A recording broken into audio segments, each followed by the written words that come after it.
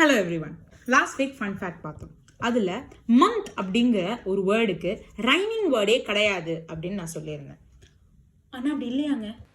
அடங்கப்பா, இது உலக நடிப்புடா சாமி. மந்த் மாதிரியே 17 வார்த்தை இருக்கான். அந்த வார்த்தைக்கு எல்லாமே ரைமிங் வேர்ட் கிடையாது.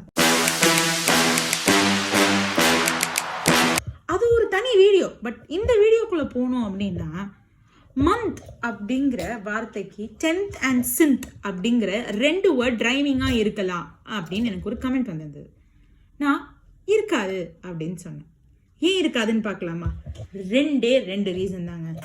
முதல் ரீசன், ரொம்ப இம்பார்ட்டண்ட்டான ரீசன், எப்பயுமே ஒரு வேர்டு ரைம் ஆகுது அப்படின்னா அந்த வேர்டோட வவுல் சவுண்ட் ஈக்குவலாக இருக்கணும், சேமாக இருக்கணும். இந்த மந்த் அப்படிங்கிறதுக்கும் 10th அண்ட் synth அப்படிங்கிறதுக்கும் நம்ம தான் என்னமோ அந்த என் சவுண்ட் வந்தாலும் ஷார்ப் கட் மந்த்தில் இருக்குது. அதனால் மந்தோட 10th synth ரைம் ஆகாது. அதே மாதிரி செகண்ட் ரூல், வவல் எவ்வளோ இம்பார்ட்டண்ட்டோ கான்சனன்ட்டோட ஃப்ரேம் ஒர்க் ரொம்ப இம்பார்ட்டன்ட்.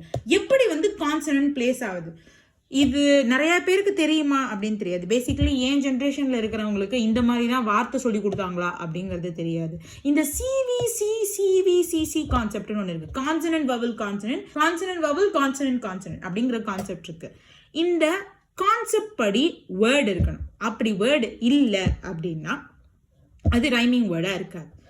அதனால் மந்த் அப்படிங்கிற வேர்டுக்கு 10th synth ரைமிங் கிடையாது. உங்களுக்கு இந்த மாதிரி ஏதாச்சும் டவுட்ஸ் இருந்தது அப்படின்னா கீழே கமெண்ட் பண்ணுங்கள், நான் உங்களுக்கு எக்ஸ்பிளைன் பண்ணுறேன்.